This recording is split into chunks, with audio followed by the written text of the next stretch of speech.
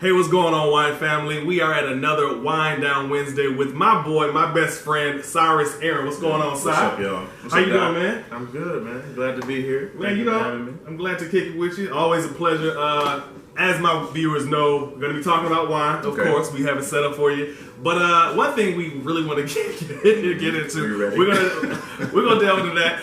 One thing that we always want to make sure that we get into is not just talk about wine, but various topics that may be surrounding wine. But we just like to have a fluid conversation about whatever. So before we dig into it, why don't you tell everybody about yourself? Okay, word. So, Cyrus Aaron. I'm originally from Chicago, where we are currently located. Live in New York. I am a creative writer, so playwright, performance poet, filmmaker, and I've known this dude since we were youngins. Yes, very much. You know, college age. Shout out to Michigan State. You know, go green, go white. All right. Got to do the roll call. Got to do the roll call. I kind of want to tell them how we met at the bus stop, how we reconnect, but that's another story. That's another glass and bottle of wine. That's a lot. That's 2 or 3 bottles, but it's a good story. It's a good story. All I'm gonna say is it's good to see you. That's right. Good to be seen. That's right. Okay. That's a lot. Y'all ain't ready for that story. But anyway, one thing that I wanted to bring you on, obviously we're super tight, but one thing is that you are obviously in a creative space. Yeah. And the wine industry, I think, is a level of art that goes into wine that is a creative space as well. And as black men, I think there is a unique experience with black men in the creative space. And I just kind of want to, what are your experiences living in New York, being a creative, as a man, as an African-American man? Like, just kind of give us a picture of what it's been like with your 10-year journey in New York in the creative space. Yeah, for as brothers, the one thing that we always have to do is carve our lane, right? And we have conversations all the time about, white privilege, the racial landscape of America and how it has disenfranchised, how it has divided and, placed us in circumstances where we don't have all the opportunities or resources. And so for us, it's amazing from a artistic creative space as far as writing goes, and then even to see you in this wine space where you're truly able to offer representation, which is key. And it's not like, we don't have the wherewithal or the taste for our creative output. It's just about the experience and the exposure. And so for me in New York, being able to create a career through creative writing, coming up, if I saw a poet, it was on TV. But as far as like actually knowing poets, I'm the first. But then when I look back at people I grew up with, my family, and so being that first, it's an important part to be a pioneer or a trendsetter. But someone has to do it, and I think I wear that badge with pride. Yeah, and I'm proud of you too, because I think you're doing. First of all, I've seen your growth, and from when you got started at State, you probably started before State. Obviously, that's when I met you. I've seen your growth. I've seen the response of people with your growth. It's amazing, and I feel like you've been doing poetry and playwriting a lot longer than I've been in the wine space. But I find that there's similar highs and lows as a black creative in the wine space because, again, you said representation matters. Yeah.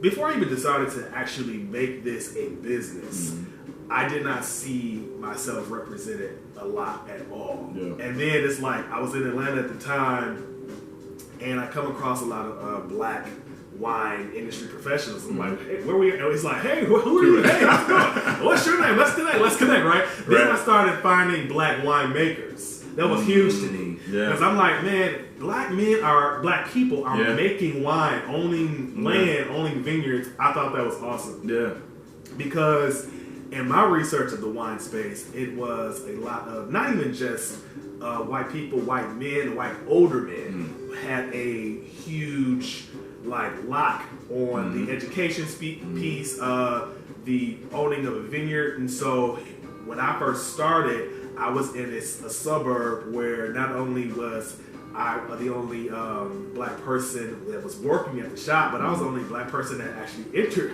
the shop quite often. But I found it worked to my advantage, and I'm not sure if in your line of work, when you are speaking or doing poetry, is it typically a black crowd or is it diverse? Because it's in New York, so New York to me is a melting pot of anything. Yeah. So and everything. Yeah. So what's the experience like when you're looking out in the audience? Like, what does that look like? I've created a tribe, and I'm grateful for the people who have rocked with me and in my journey, from producing my own shows, not waiting for someone to get or grant me an opportunity, but just having a story to tell and doing whatever I need to do to tell that story. And so my tribe for sure starts within the culture, but then as I've been able to ascend over the years and get various opportunities, the makeup has changed, but not to change that core group. Yeah. Like I'm very, I'm very key on my community. I'm all about this culture, and our story and us coming together and being able to gather, especially when it comes to public spaces. And so I invite all to come get these facts, to get these truths, about our people and what we've gone through and also where we're going. But I've never abandoned that core tribe, because all my work, is centered in blackness. Yeah, it is, as well it should be. I think I think you're definitely a necessary voice in this time. I think you were ahead of your time. I think you were teaching and speaking about this stuff before the masses knew, before the George Floyds or the Trayvon Martins. You were already in that lane. And I've always tipped my hat off to you for that. You got it. I'll never shy away from giving you props. But yeah, man, I feel that what you're doing in the creative space, in the poetic space, or even the writing, let's never forget the writing is the core of what you're doing. And I love that, because that is a lot of ways that people like yourself get their voice out there. Yeah, to tell the story. It's writing and art it's history, right? Yes. It's memory. Yes. And even you in the wine space, the crux of what you do is you're able to present this this historical process, and the transitions of the experience from grapes and their lineage and where they belong to geographically, and what families, and there's a lot of context and nuance there. That's why I say there's so many parallels, but I think it's really fantastic to see you as a black voice exposing people to the story of whether it be one single grape, that's really phenomenal. I appreciate that. And that's pretty much spot on the vision behind Cuvée Concierge. And so I chose the name, because a lot of people are like, I can't even pronounce that name. I'm not changing it, because I'm like, no, come with me. Right. Come with me. The word Cuvée is a French wine term that means to take several different grapes to blend together to make one great wine. That'll preach. That'll preach, right? Now, does this say that verbatim in the dick? No, it's a lot more, succinct. But remix. I'm a little bit of a poet myself. Listen, black people, we're poets. I got a little bit. But no, my goal is to bring people together from different demographics, to blend them together. 2020 was going to be lit for me, because I was going to be renting out spaces and bringing people from all walks of life together, because like you said, it's for the culture, but I want to bring people that are movers and shakers, but they don't understand the next level you can do over a bottle of wine. I've seen it happen. I've seen deals. Yeah, you've seen deals made on the golf course and playing poker, but I've also seen it done just with knowledge of wine. There's a level of class that says sending your potential client his favorite bottle of wine. Right. I think it just lends itself to a level of, I can do business with that person, and that's just one lane. It's also sexy to send a glass of wine to a beautiful lady at the bar, as opposed, if you see her enjoying something and having knowledge about that. And so I think that's the lane that I'm trying to open for. Not just black people, but I definitely had the culture in mind when I started. I love that. Yeah. And New York, I want to talk about some of your experience in New York, because I hate to give New York too much props, but listen, you gotta give the city its props. Right. I gotta give it up. It's a mecca of so culture in America. In my opinion, I feel that if I can't cross the pond, I can get a little bit of what I need culturally in New York. Yes, you can. And the wine space is not exempt from that. So, have you? Do you feel that your palate for wine has evolved? Being and I consider anybody, if you live somewhere over 10 years, you are considered a New Yorker, a Chicagoan, or whatever. Yeah. So, do you feel like as a New Yorker that has elevated your palate for wine, and how did it do that? Being in New York. Oh, for sure. I mean, and you know this. My career before I made the jump full time into the creative world. 5 years in hospitality and dining. Oh, yes. You know, and so working in some of the top restaurants, working with some of the top chefs in New York. That was my introduction. I randomly ended up in that world, but my brother had to pay rent. That's right.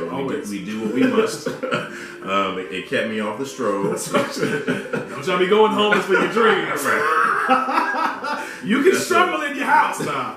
You can get that dream on your own couch. But listen, but that's another story for another time. But so my introduction was I worked for Spice Market, which was a John George restaurant, and there was one in Atlanta, one in London, and New York was the flagship for that specific concept, Southeast Asian cuisine, and that introduced me to the world of flavors, right? Yes. And spices, and how just flavoring and how things go together. And then, of course, being introduced to wines and just how important, alcohol or drinking was to a dinner. Where usually, like especially coming from college, and also considering our Christian background, not really being at many tables where people were sitting with a glass of wine, that was like 101 for me. And I learned so much. And then you go to different restaurants, different lounges and bars, and you find out about mixologists, and you find out about sommelier. Is it? Sommelier. Yeah, sommelier. And so the world opens up, and it's very metaphorical because that's the same thing that happens with glasses of wine, because you're able to be exposed to like the earth, and the origins of each location. So New York definitely. I can imagine. When you were at Spice, is it Market? Spice Market, yeah. Spice Market, were they, of course they were letting you sample these unique and artisanal wines, but did you have an opportunity to learn the story behind the wine, like the story from the vine to the glass? Yeah, so that level of cuisine, where you folks are, chefs are, Michelin rated and have stars at different concepts. They actually have beverage directors who come in to train the staff on a new wine that's going to be inserted into the menu. And so we're down there, and just me for the first time, we twirling a glass and asked you to smell and asked you what felt fancy, didn't you? And I was like, what is all this?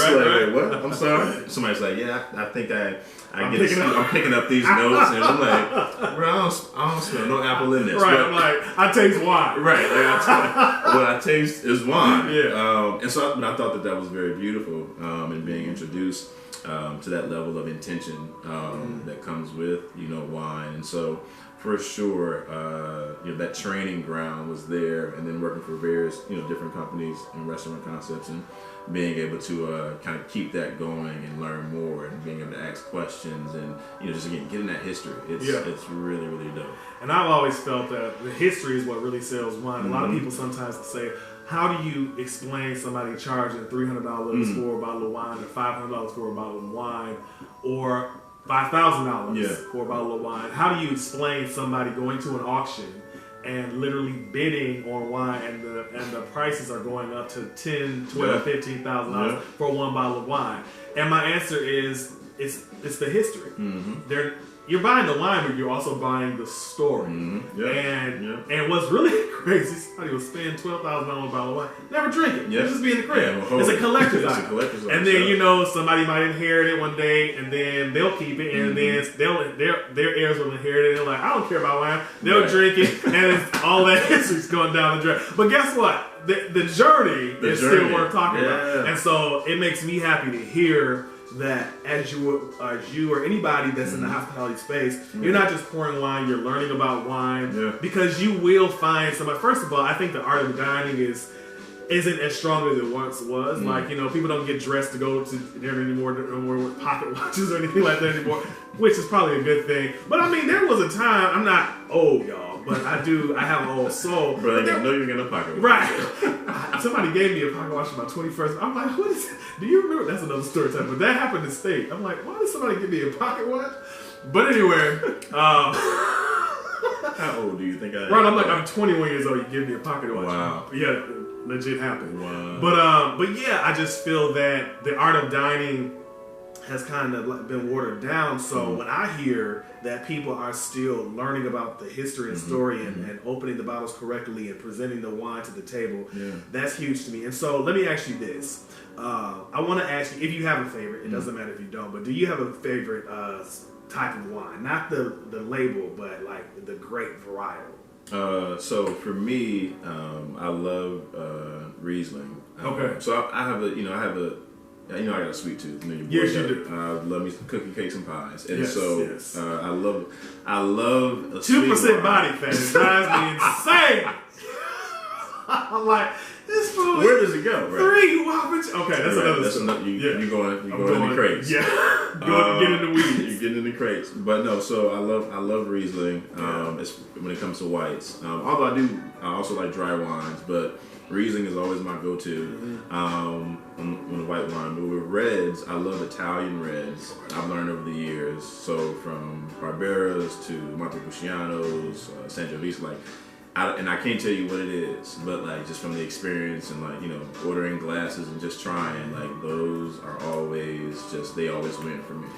I think I'll just be bold enough to maybe possibly answer your question. I can't tell you what it is. I think with Italian wines, there's just a lot of depth and complexity, even at lower price points. Okay. So that's what's really cool about an Italian wine. You can spend $20 on one, but it's drinking like a $50 bottle. And the climate there is just so like what they do in Italy, the climate they're blessed with. And let's just face it, winemaking, it's all about weather. Right. It's all about weather. It's all about proximity to a body of water. So when you think of Italy, and it's cool in some places, it's really hot in others, and so this grape does well here, this grape does well there, and then they have all these types of grapes and they all come from Italy. When people say they like Italian wine, you have a varied palate because you can like something that's from Piedmont or Tuscany, you know, and it can just be different, but it's complex and has and it's a great food wine. I know you and I, we get down with the food. So it's like, that is a huge contributor to why people love Italian wine. That also bodes well for Italian fashion, Italian cars. Italy does things. They do it right. They do it right. So that's good to know. So today I don't have a white wine for you today. I always try to do something a little different. Okay. Different? Yeah. So, and I don't have anything from Italy, but I do have a grape that you may or may not have heard of. It's called the Carignan grape. Okay, this is the first. No. Okay, cool. Okay. So this is from France. The label is called Les Heretiques. Okay. I chose this wine because first of all, it's the holiday season. Okay.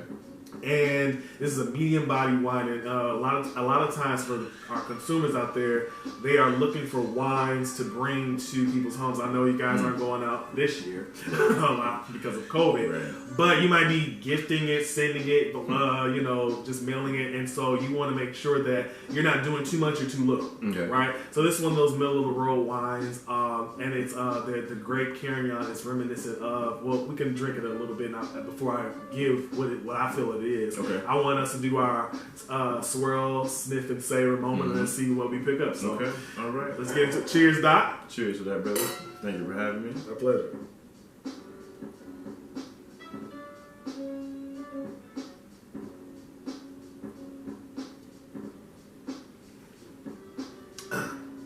So, right. All right. Yeah, That's all right. So it's dry. So tell me, when you did your sniff test, did you pick up anything? If you didn't, that's cool. I'm curious. Yeah, I'm never that dude. I'd be like, Miss. That's cool. No, I got nothing. So I actually love that because I hate when people are faking something. I'm like, I smell hickory. I smell this and that. And it's not that. So just say, I'm not good. I've had legit wine professionals say, I'm not picking anything up. And so for me, I'm just like, well, I appreciate your honesty. Yeah. But thank you. A better question is, what did you think about the wine generally? Okay. So I can tell that it was dry, but it also felt like I don't think it's the front of the mouth where maybe the acidity, get your juicy mouth a little bit, and then it kind of like goes away in the finish. Yeah. So that's like the tannin. Yeah. Okay. The acid you're gonna feel here, Martin goes. Right. Yeah. So the tannin on the entry. That's what coats your mouth. That's what makes you water. That's what makes you want the salt, the salamis, the pepperonis. Got it. So, like you said, you like Italian. Right. So that's kind of that lends itself to like the rice balls and all that stuff from Italy. That tannin makes you like, I'm craving something salty, and savory. But you said, what about the finish? And then it kind of just like it gets dry toward the end. And there's a little sharpness too. It's like temperature, which is why I think I enjoy that when drinking a red. Well, you kind of get that experience. It's like it has a little kick to it. Yes, as you know, I love reds. I do all wines, especially these days. But reds are my go-to. But I wanted to kind of go back to the Riesling. So you like Rieslings from based on your palate, like Germany. Okay, cool. I think we talked about this before. New York, Finger Lakes has a dry Riesling. I want you to try it. It's not sweet, but it is very, very delicious. Finger Lakes, New York. Okay. We always talking about when you're shopping for wine, look for region. Right.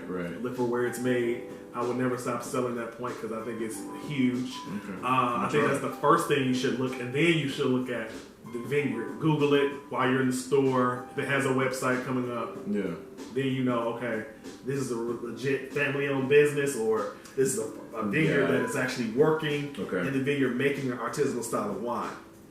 Finger Lakes, New York isn't as popular as some of the other wine regions, but they're making really great dry Rieslings, in my opinion. But I think it's great because I'm not a huge sweet wine fan, or even the I don't like to call them sweet wine. They're more fruit forward. Because the sweet wine lends itself to a dessert wine, but then you have wines that are just more fruit forward and got that that tastes good. It's sugar. I like that. That's just it's just the fruit, and it's front and center. But a drier wine is kind of like what we just experienced here, where it just kind of goes back and it's kind of like leaves a bit of a pow, but it's not so much sugar in the front or so much fruit. Excuse me. So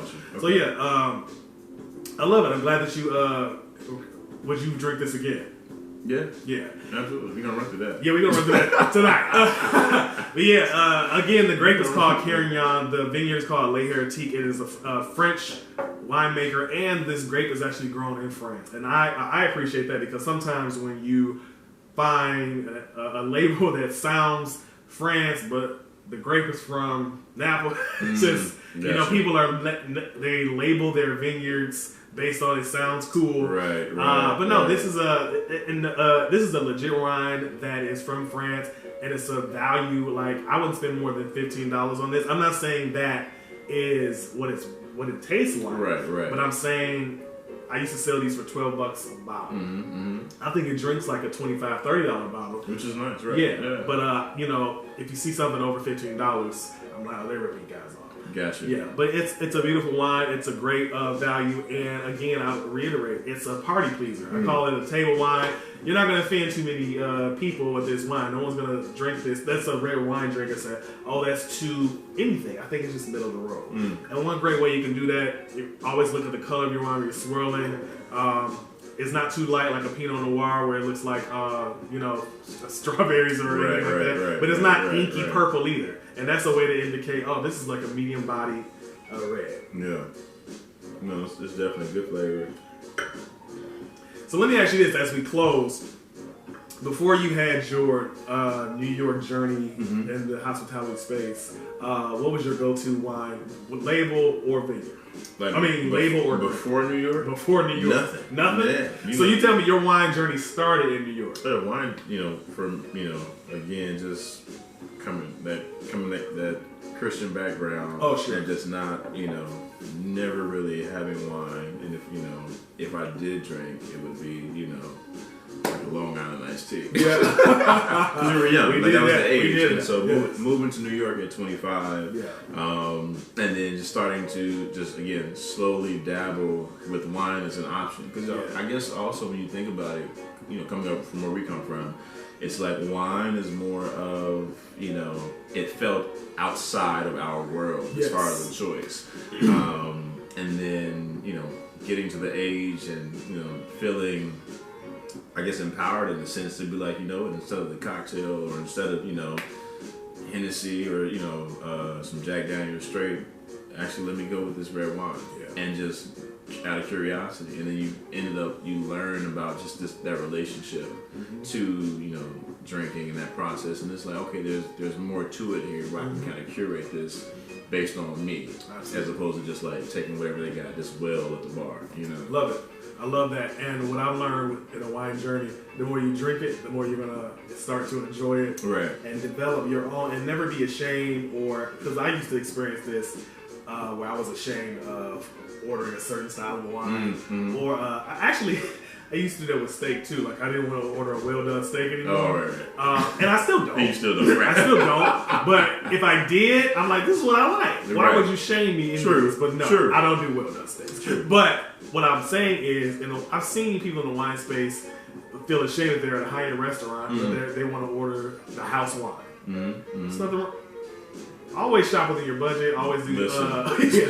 Don't you go broke impressing the waiter. Don't be surprised. Don't do that. But I appreciate your journey first of all in the creative space, which is why I wanted you to come on, because I think there needs to be more representation of people that can see us doing what we love to do, unashamed, unapologetic about our passion, and not afraid to be a minority in a certain space. And I feel that you are definitely the league in your own, what you're doing. I feel that I am standing on the shoulders of a lot of black wine professionals that didn't get the props they deserve. So I'm trying to come and blaze that trail, but never forgetting to give honor to where honor is due. Yeah. And we're just going to keep on living our life in this creative world. So again, thanks, Doc. I appreciate you coming on. Cheers again. Cheers, Doc.